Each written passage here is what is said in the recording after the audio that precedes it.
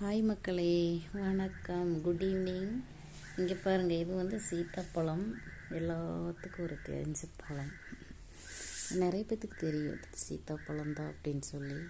So இது என்னன்னு யாருக்காவது கமெண்டில் தெரிஞ்சால் சொல்லுங்கள். ஸோ இது என்ன பண்ணுறதுன்னு எனக்கே தெரில. பாருங்கள், இப்படி எடுத்தோம்னா உள்ளுக்குள்ளேயுமே வந்து ஒரு விதை தான் இருக்குது. ஸோ இது அதான் நான் பிச்சிட்டேன் மக்களே. இங்கே பாருங்கள், பிச்சிட்டேன். ஸோ இது சாப்பிட்றதா என்னன்னே தெரில. ஆனால் உள்ளே வந்து ஒரு விதை மட்டும்தான் இருக்குது. ஜூம் பண்ணி காமிக்கிறேன் பாருங்கள்.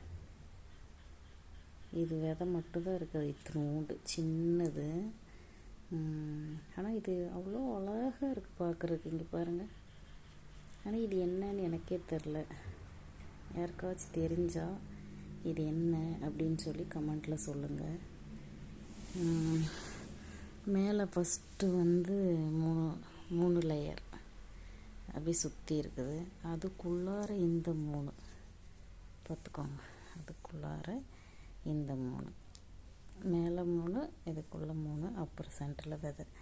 ஸோ இந்த விதையை நான் கையில் எடுத்து காமிக்கிறேன். இது என்னன்னு யாருக்காவது தெரிஞ்சுன்னா டெஃபினெட்லியாக எனக்கு சொல்லி கொடுங்க. இது என்னன்னு சொல்லி. இதெல்லாம் விதை தெரியுதா? இங்கே பாருங்க, அழகாக வருது மக்களே. இது வந்து விதை. ஆனால் இது என்னன்றது சத்தியமாக எனக்கு தெரியாது. தெரிஞ்சவங்க கமெண்ட்டில் சொல்லுங்கள் ப்ளீஸ்.